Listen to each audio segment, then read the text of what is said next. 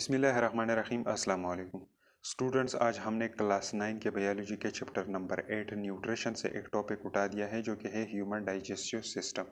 तो आज के वीडियो लेक्चर में हम थोड़ा बहुत ह्यूमन डाइजेस्टिव सिस्टम के बारे में पढ़ेंगे कि ये क्या होता है। तो first of all human digestive system क्या होता है। तो ह्यूमन डाइजेस्टिव सिस्टम जो है ये एक लंबे ट्यूब पर मुश्तमिल होता है जिसको एलिमेंट्री कैनाल भी कहा जाता है, जो कि हमारे माउथ रीजन से स्टार्ट हुआ है और एनल कैनाल पे ख़त्म होता है। तो ये लंबा ट्यूब लाइक स्ट्रक्चर और इसके साथ साथ एसोसिएटेड ग्लैंड्स जो होते हैं, इन सब को कोलेक्टिवली ह्यूमन डाइजेस्टिव सिस्टम कहा जाता है। रोज़ाना जो हम खुराक खाते हैं ये मुश्तमिल होता है लार्ज और कम्प्लेक्स मालिक्यूल पर, जैसा कि स्टार्च हो गया, प्रोटीन हो गया, लिपिड्स हो गया। ये क्या है? ये लार्ज और कम्प्लेक्स मालिक्यूल हैं और ये मालिक्यूल जो है ये सेल मेम्ब्रेन को डायरेक्टली क्रॉस नहीं कर सकते क्योंकि इनका साइज़ बड़ा होता है। तो सेल्स जो है इनको डायरेक्टली एनर्जी पर्पजेस के लिए या ग्रोथ पर्पजेस के लिए इसको यूज़ नहीं कर सकता इन मैक्रो मॉलिक्यूल को, जैसा कि स्टार्च है, प्रोटीन है, लिपिड्स हैं। तो first of all in molecule को ब्रेक डाउन किया जाता है स्मॉलर मॉलिक्यूल में ताकि सेल मेम्ब्रेन से ये पास हो सके।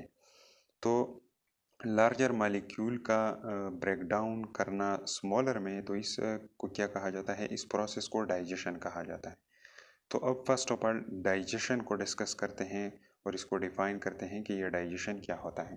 तो डाइजेशन का हमने यहाँ पर एक सिंपल सा डिफिनीशन लिख दिया है, the breakdown of large complex and non diffusible food molecule. Digestion क्या होता है? ये ब्रेकडाउन होता है लार्ज, बड़े, कॉम्प्लेक्स, पेचीदा और नॉन डिफ्यूजिबल फूड मॉलिक्यूल, और ऐसे फूड मॉलिक्यूल का ब्रेकडाउन होता है जो कि डिफ्यूज नहीं होते, मतलब लार्जर होते हैं। एंड टू स्मॉलर, छोटे में, सिंपलर, सादा एंड डिफ्यूजिबल मालिक्यूल, और ऐसे मालिक्यूल में जो कि डिफ्यूज हो सकते हैं by the action of enzyme, enzyme की अमल से, इज कॉल्ड डाइजेशन। इस पूरे प्रोसेस को क्या कहा जाता है? डाइजेशन। डाइजेशन क्या है?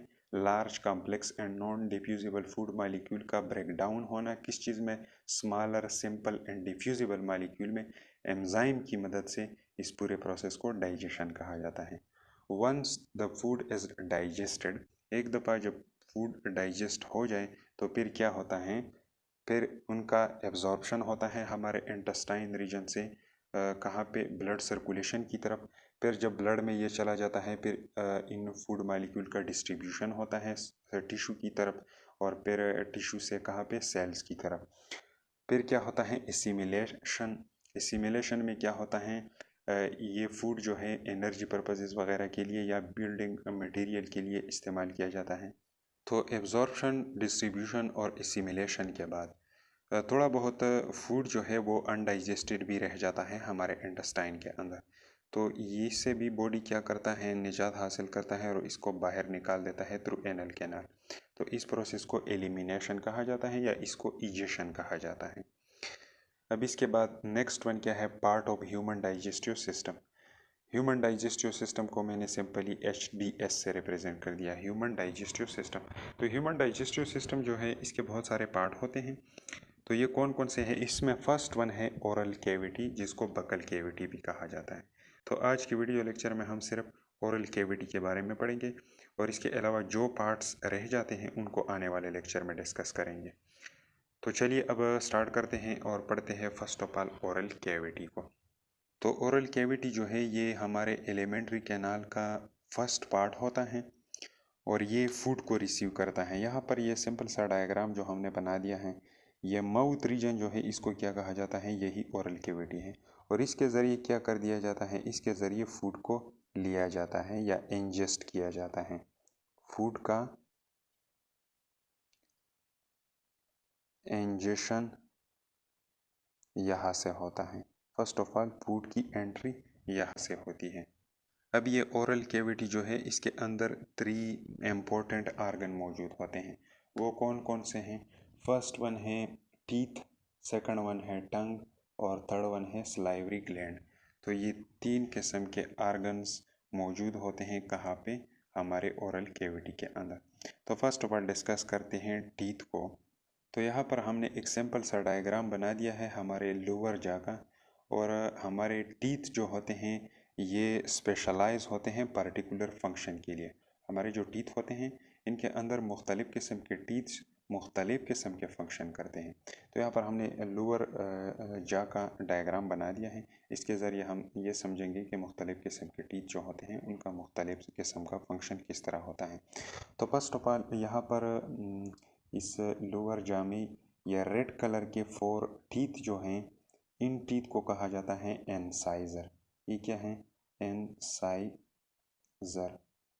इन टीथ को इंसाइज़र कहा जाता है और ये स्पेशलाइज होते हैं कटिंग के लिए।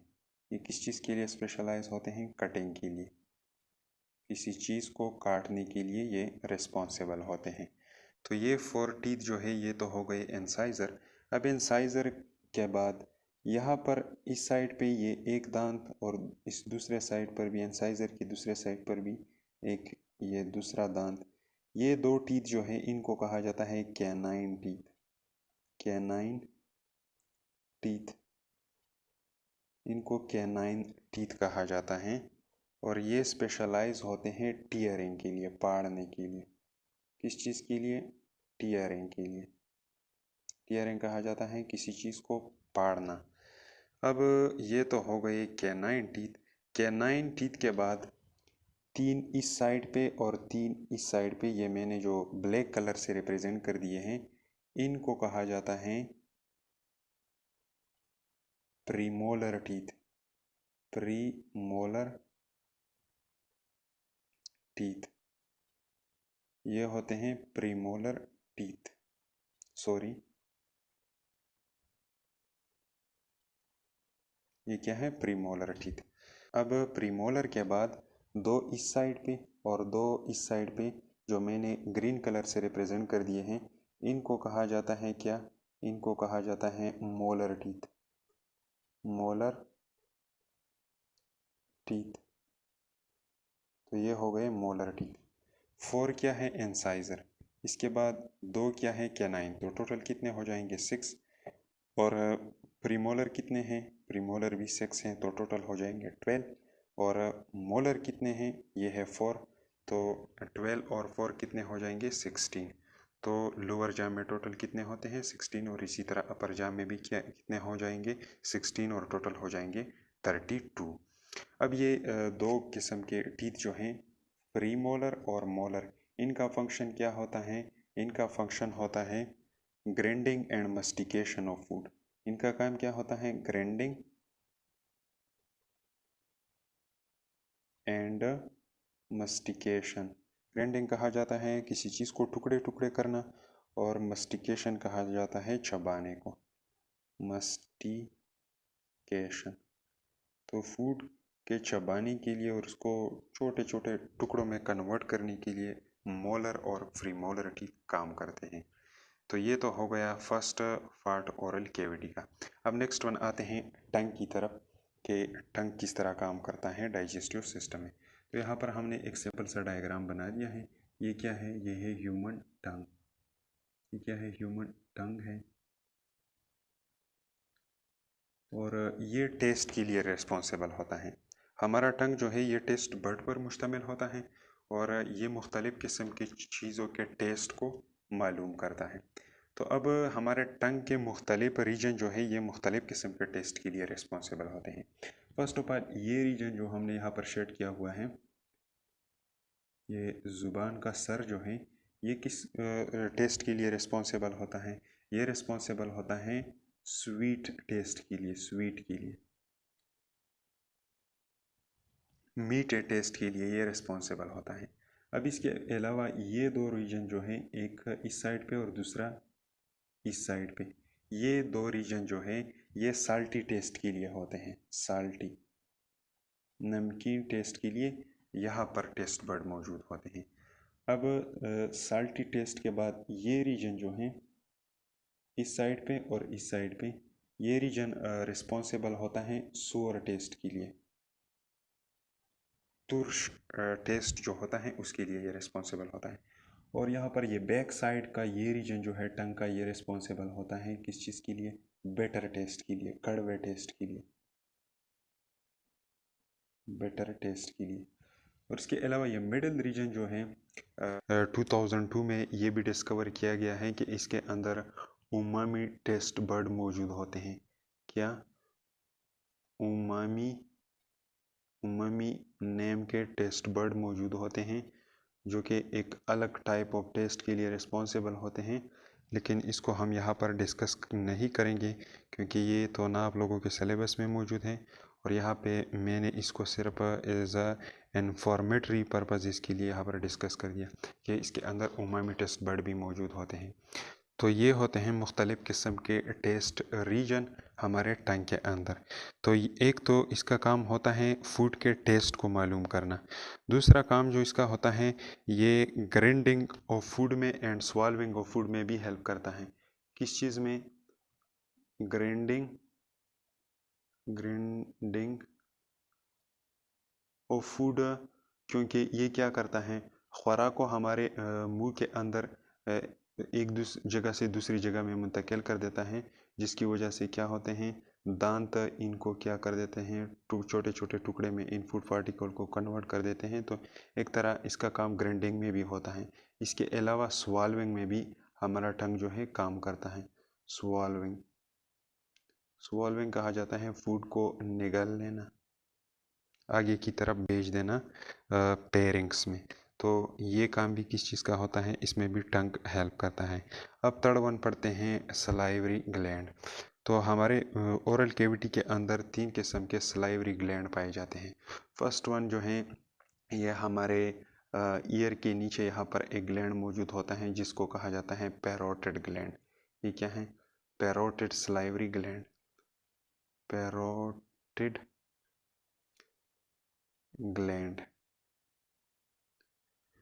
इसके अलावा हमारे मैंडिबल के नीचे यहाँ पर एक और ग्लैंड मौजूद होता है, एक और सलाइवरी ग्लैंड मौजूद होता है जिसको मैंडिबुलर ग्लैंड कहा जाता है।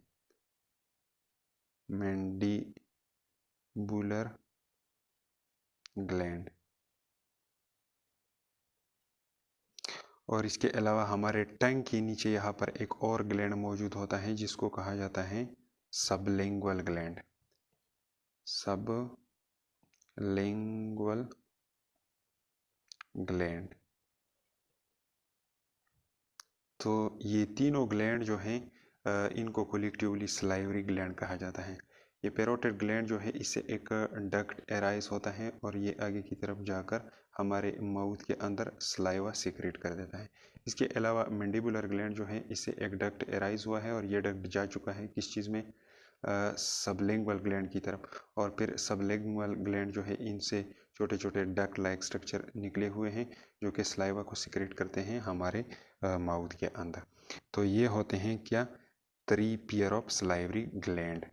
और ये 3 पेयर होते हैं, 3 को हमने इस एक साइड पे रिप्रेजेंट कर दिया है और दूसरा साइड जो है फेस का दूसरा साइड, उस साइड पे भी यही 3 ग्लैंड मौजूद होते हैं। तो ये 3 पेयर होते हैं।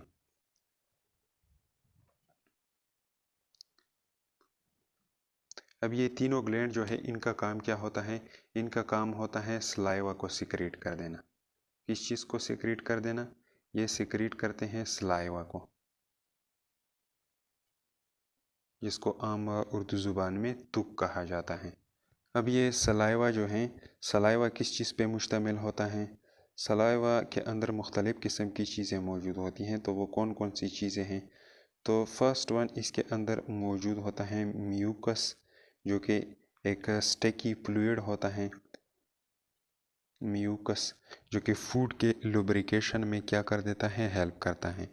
इसके अलावा सलाइवा के अंदर सोडियम बाइकार्बोनेट मौजूद होता है, NaHCO3, जो कि एक किस्म का साल्ट है और ये किस चीज़ में हेल्प करता है, ये जर्म्स के किलिंग में हेल्प करता है, जर्म्स किलिंग,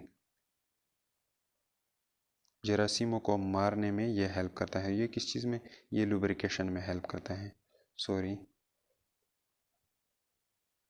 लुब्रिकेशन, ये लुब्रिकेशन में हेल्प करता है, फूड के लुब्रिकेशन में।